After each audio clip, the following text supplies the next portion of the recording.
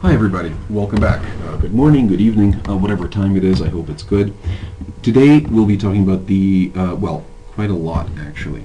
The Mongol invasion, the collapse of Hojo authority, and the Kenmu restoration, which is a attempt by the imperial family to regain some of their political power. And really a lot of this goes back to this first thing, to this Mongol invasion. And I think we should take a moment to think about Japan's place in the world at this time. Japan was, as interesting as it was, a very minor and peripheral state when we consider world politics. The superpower was clearly the Mongol Empire. Japan had some dealings with the continent, for sure, as we've seen Chinese language, Chinese bureaucracy, religion, all the way from India through China, Korea, and into Japan. Several Japanese rulers had sent forces into Korea, one of which we talked about with Empress Jingu, this legendary account. The other one was a account or an attempt to shore up a Korean state against other Korean states which were backed by the Tang Empire of China. It was a defeat for the Japanese. There was a big naval battle. They were defeated. There were fears that the Chinese would invade. They never did. And certainly Heian aristocrats and Kamakura aristocrats as well, and some samurai did enjoy the trappings of continental culture, but really it was not that Japan was setting trends on the continent in any way, shape, or form. They were very much apart from the big event that was happening, which was the birth and consolidation of the Mongol Empire. By 1206, Genghis Khan had managed to weld together all of the Mongol tribes, roughly of this area right here, into a single powerful confederation. Genghis Khan is a fascinating figure, and the world in which he operated, the Mongol Empire, is a fascinating place. The Mongols had a tradition of grouping themselves around powerful leaders, forming these nomadic moving camps. Sometimes could be quite massive, the size of cities.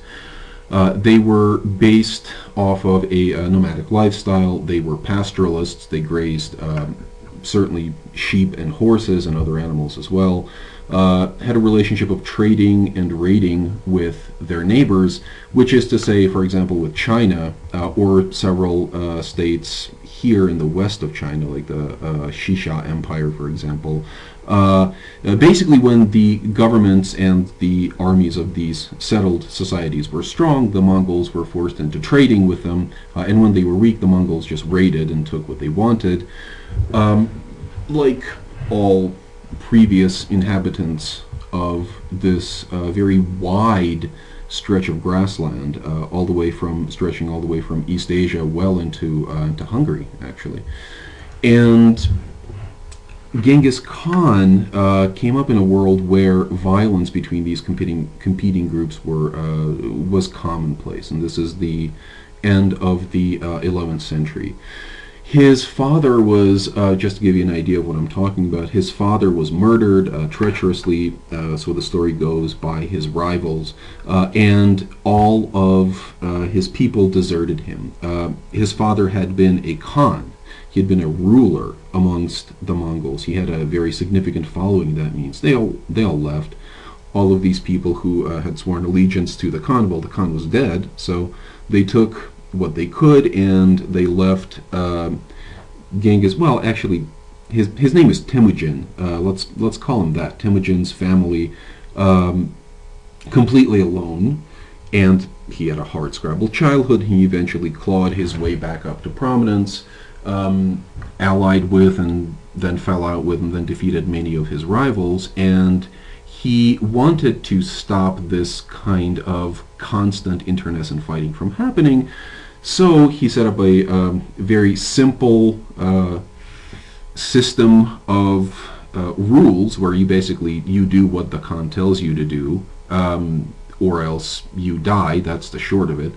And with that, and with his charismatic personality, and with his gift for winning victory, and also with his administrative talents, he reformed the Mongol army. He made it, he rationalized it.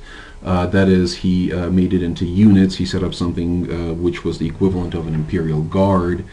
And with this much more regimented, much more focused kind of warrior society, he felt that he had to turn it more or less against outside enemies, so that the Mongols wouldn't keep killing each other.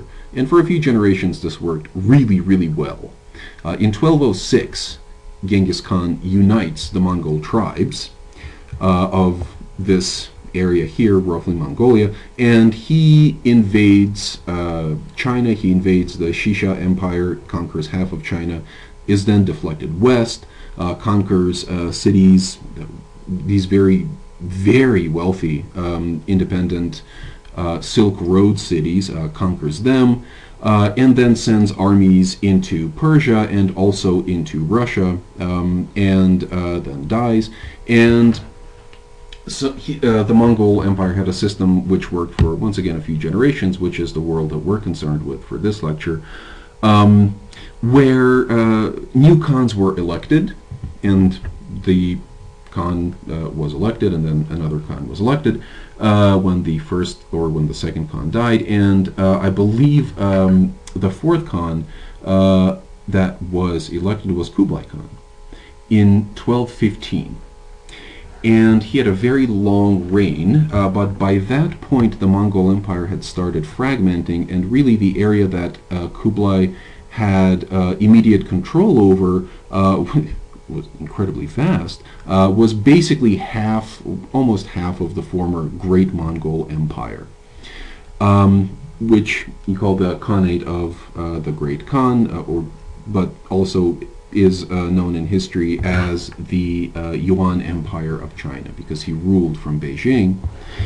And at this stage, and certainly before its collapse, the Mongol Empire was really the world's first superpower. In many ways, it has not been equaled.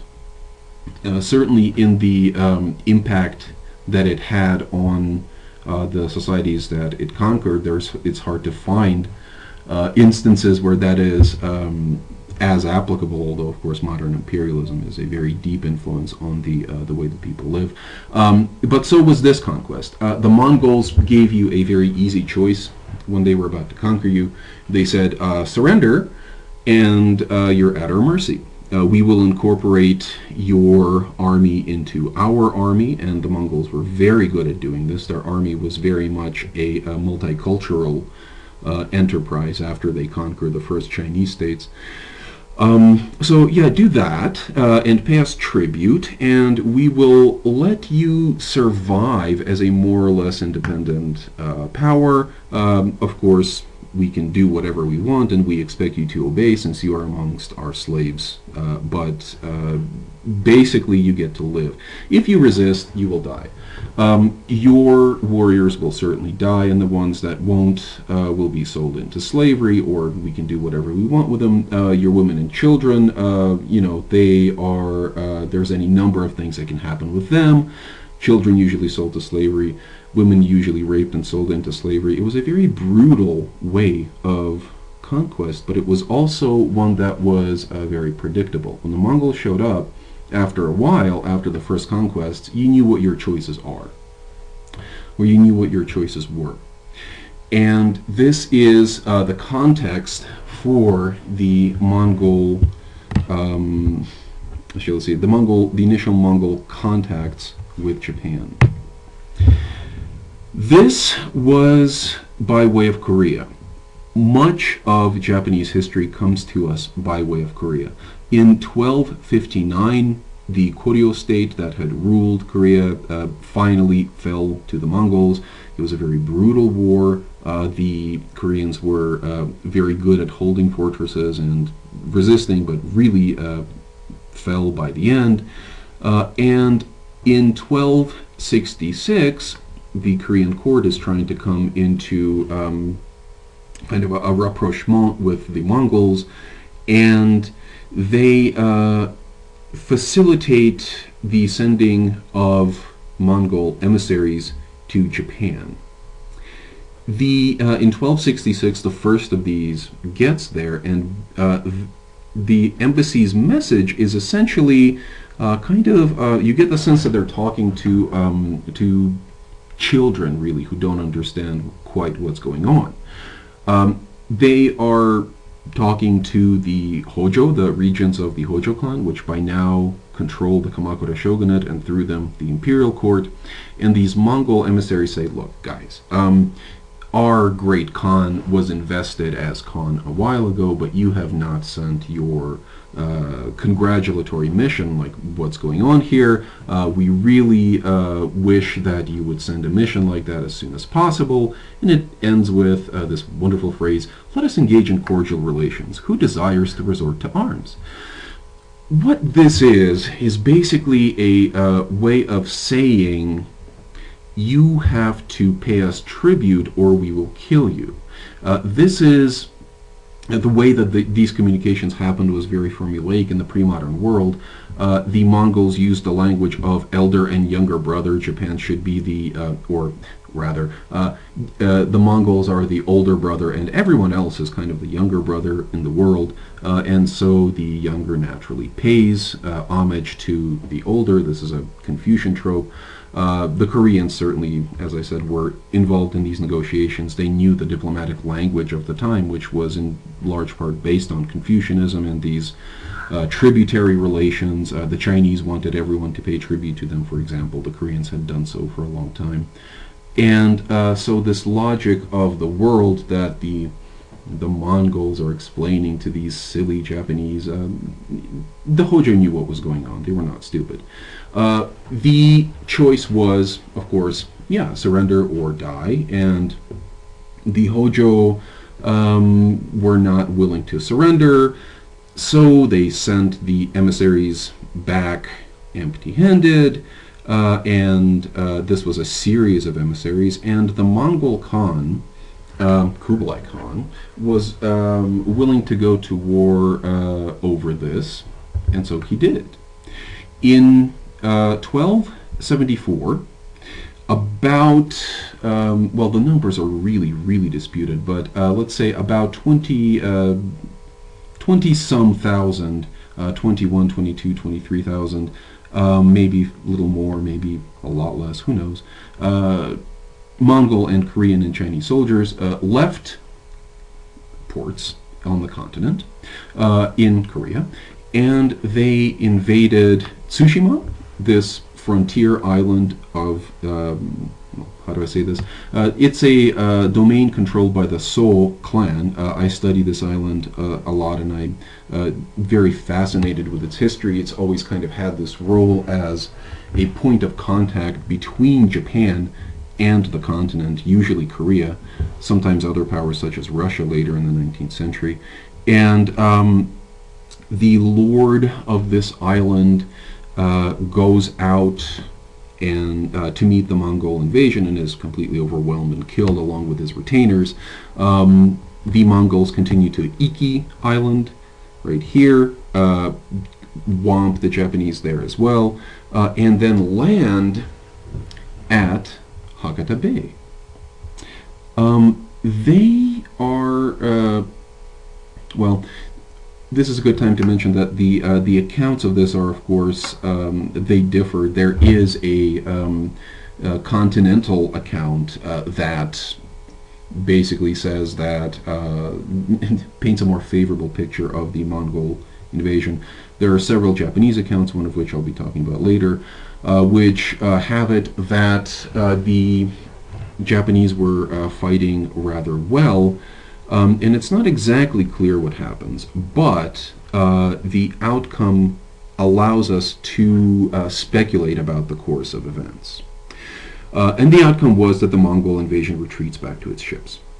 Now, some sources, these continental sources, say that this was because of typhoons. Typhoons hit the invasion beach, and after a string of victories, the Mongols did not want to have their army stranded on shore if their ships should somehow go down, and they re-embarked the invasion force basically to not break up their forces.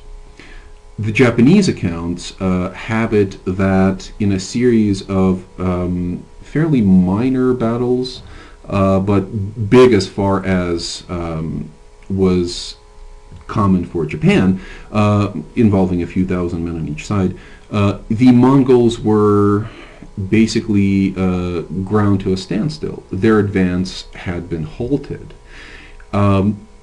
This seems to be, in my opinion, and this is my opinion, backed up by a few other scholars such as Thomas Conlon, though, in my opinion, it seems that the Mongols really were fought to a standstill. Why would you re-embark troops on transports that you feared were going to be sunk anyway? It doesn't make much sense. And so you really do have this very unusual spectacle of the Mongol army being, if not defeated completely, then at least stopped. There were a few other defeats. The Mamluks had defeated a Mongol army over in, I believe it is Palestine today. Anyway, somewhere in that area. And there were a few other invasions. Some Ainu troops had, well, not troops, some Ainu warriors had defeated the Mongols here on Sakhalin, and in Vietnam the Mongols had suffered reverses. But really in Japan, you have this spectacle of the fierce Mongol army being stopped completely. At least I think that's what happened. And in any case, the Japanese were ready. After the Hojo had turned away all of these emissaries, they kind of knew that the Mongols would invade, and they had mobilized all of the troops in northern Kyushu to fight the Mongols. And the Japanese were able to bring together a large amount of forces. So this first invasion, it was defeated. In 1275, the Mongols send more emissaries, and these emissaries are just killed because the Hojo have no more desire to surrender now, and this is just getting annoying. They are not idle. In 1276, they ordered the construction of a wall, a series of fortifications in Hakata Beach here and in a few other likely Mongol invasion sites, and they heavily garrisoned them. And there is a second Mongol invasion in 1281, which is certainly ground to a standstill on the beach itself. The Mongols really never make a substantial penetration into Japan and Hakata, despite the fact that there are sources that claim that their force was over 100,000 men strong. Now, numbers always get inflated, or often, very often get inflated, and one really wonders whether there were that many troops there. But it was a much larger invasion, that much is clear, and the Japanese throw it back, or at least fight it to a standstill once again, and the Mongol navy then is battered by typhoons and sinks after basically 3 months of the army fighting on shore. I forgot to mention something very important, by the way. This is the second typhoon that sinks the Mongol invasion fleet. The first one sinks the first invasion. In 1274, when the Mongols retreat and the Koreans retreat onto their ships, they are just, almost all of the ships are lost. The same thing happens in 1281, and these are the so-called kamikaze, the divine winds, which certainly are borne out by evidence. There's been a fair amount of study of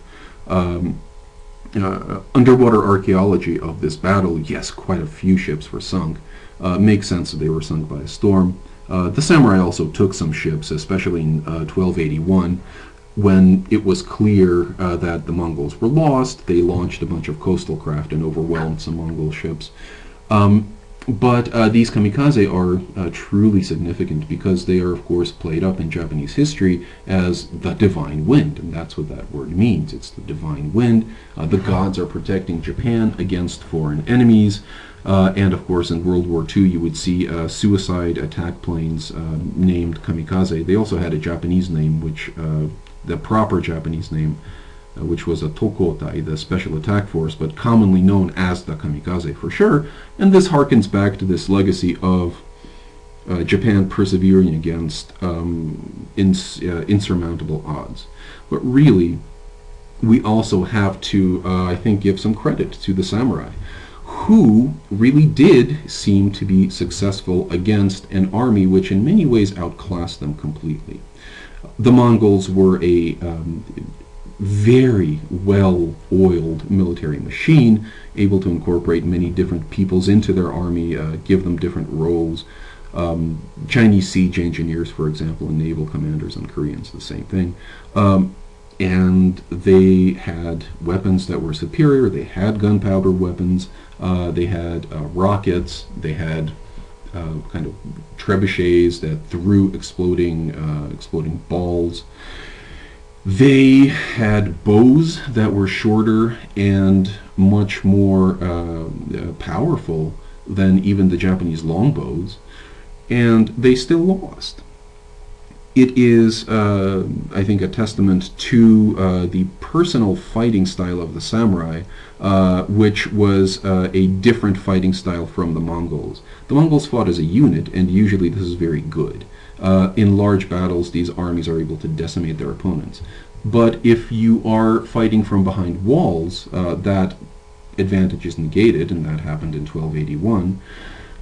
Or if you are landing and in unfamiliar territory, you're trying to coordinate navy and ground troops, and you are sometimes your officers go missing, you're not really sure of the terrain, you get lost, then your unit cohesion is greatly undermined, and the individual fighting style of the samurai galloping up, just wave after wave coming at the Mongols, that can really have a be much more effective under conditions like that. And so the Mongol invasion was defeated. There was not another one, although there were fears in Japan that there would be. Northern Kyushu was maintained at higher readiness for a long time to come, but this was not to be. The Mongols had had enough, and Kublai Khan died soon afterwards, and the new Khan couldn't care less about Japan.